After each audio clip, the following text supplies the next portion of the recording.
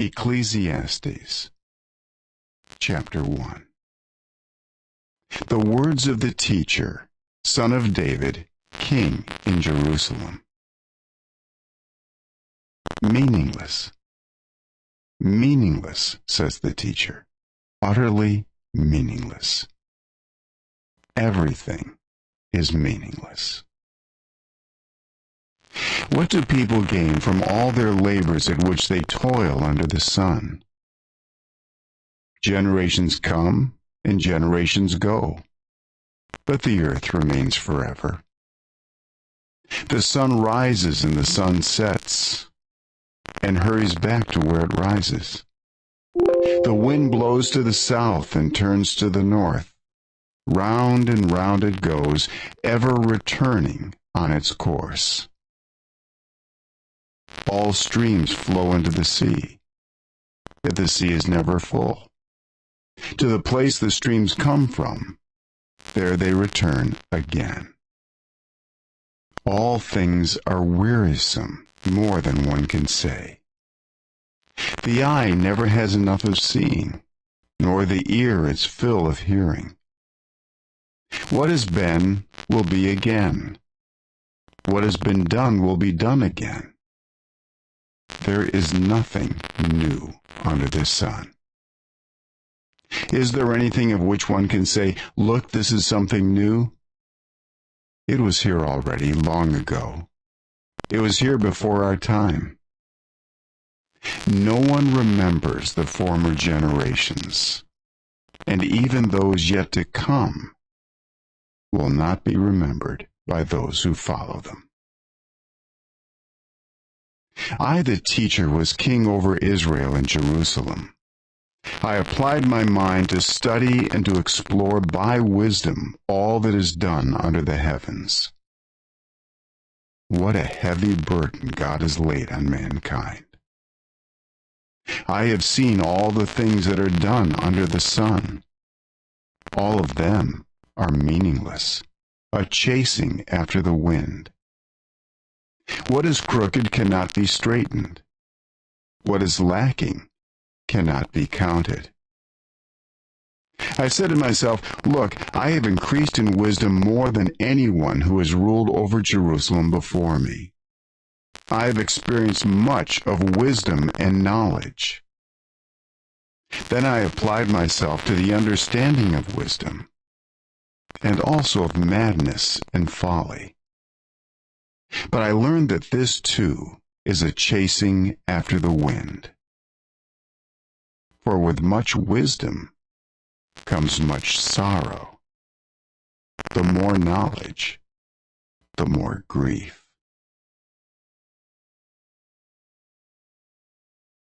Chapter 2. I said to myself, "Come now, I will test you with pleasure to find out what is good." But that also proved to be meaningless. Laughter, I said, is madness. And what does pleasure accomplish? I tried cheering myself with wine and embracing folly, my mind still guiding me with wisdom. I wanted to see what was good for people to do under the heavens during the few days of their lives. I undertook great projects. I built houses for myself and planted vineyards. I made gardens and parks and planted all kinds of fruit trees in them. I made reservoirs to water groves of flourishing trees. I bought male and female slaves and had other slaves who were born in my house. I also owned more herds and flocks than anyone in Jerusalem before me. I amassed silver and gold for myself, and the treasure of kings and provinces. I acquired male and female singers, and a harem as well, the delights of a man's heart. I became greater by far than anyone in Jerusalem before me. In all this my wisdom stayed with me. I denied myself nothing my eyes desired. I refused my heart no pleasure. My heart took delight in all my labor, and this was the reward for all my toil. Yet when I surveyed all that my hands had done, and what I had toiled to achieve, everything was meaningless, a chasing after the wind. Nothing was gained under the sun.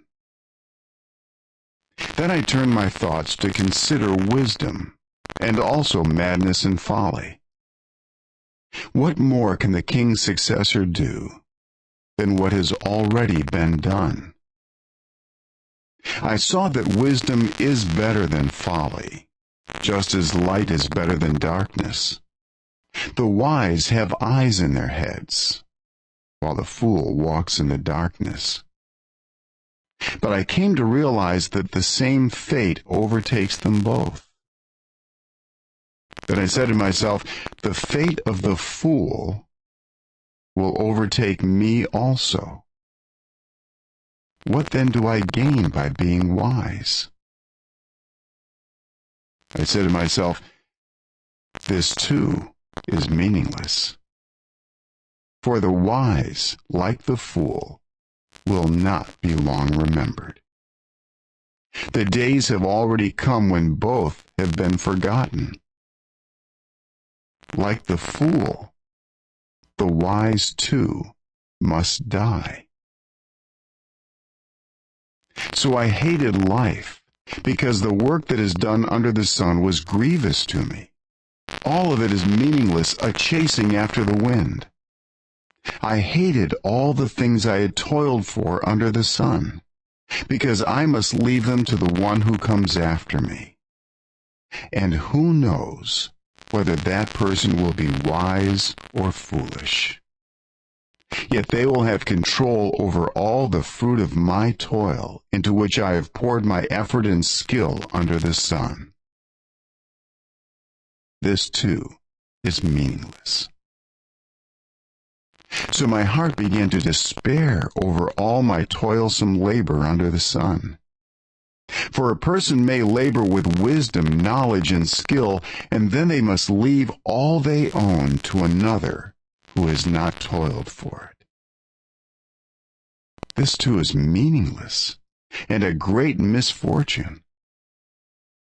What do people get for all the toil and anxious striving with which they labor under the sun?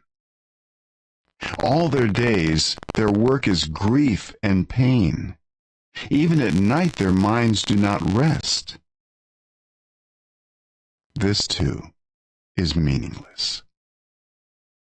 A person can do nothing better than to eat and drink and find satisfaction in their own toil. This too I see is from the hand of God, for without Him, who can eat or find enjoyment? To the person who pleases Him, God gives wisdom, knowledge, and happiness. But to the sinner, He gives the task of gathering and storing up wealth, to hand it over to the one who pleases God. This too is meaningless, a chasing after the wind. Chapter 3.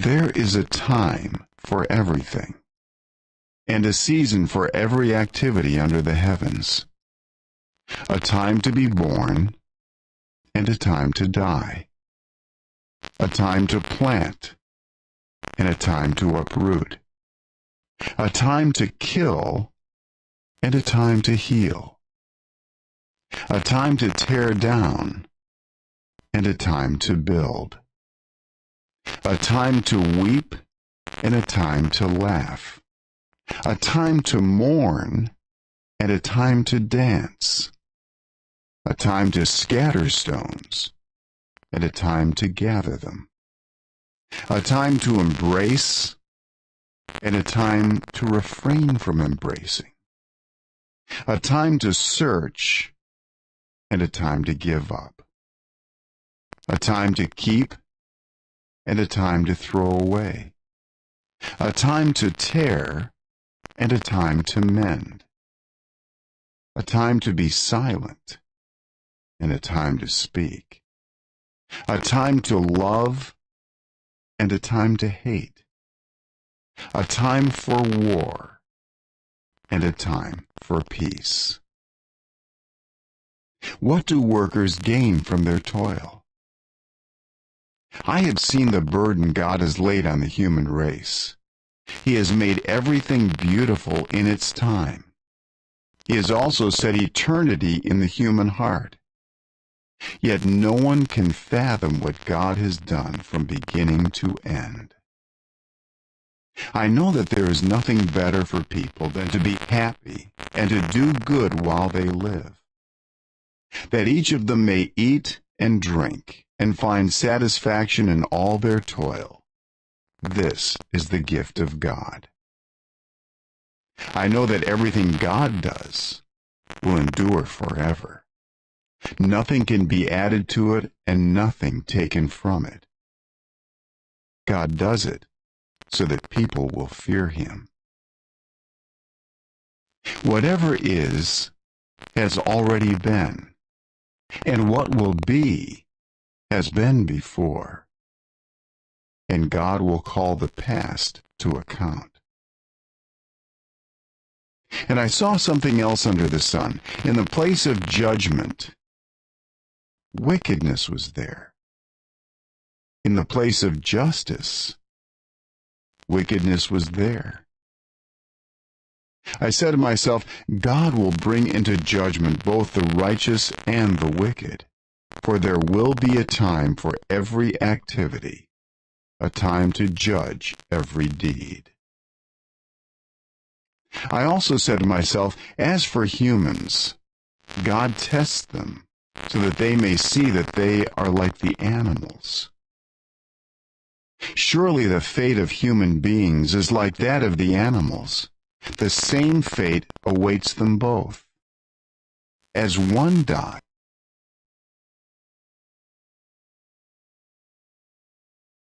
Ecclesiastes, chapter 1.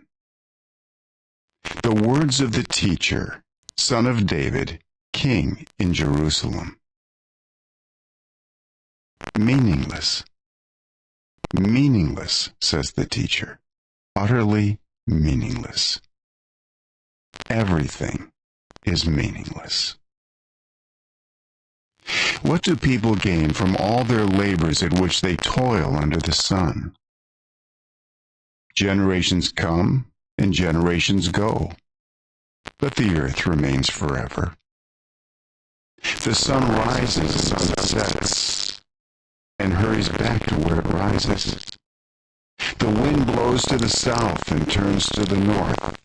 Round and round it goes, ever returning on its course.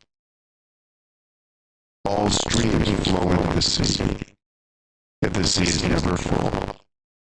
To the place the streams come from, there they return again. All things are wearisome, more than one can say. The eye never has enough of seeing, nor the ear is filled with hearing. What has been will be again. What has been done will be done again. There is nothing new under the sun. Is there anything of which one can say, look, this is something new? It was here already, long ago. It was here before our time. No one remembers the former generations, and even those yet to come will not be remembered by those who follow them. I, the teacher, was king over Israel and Jerusalem. I applied my mind to study and to explore by wisdom all that is done under the heavens. What a heavy burden God has laid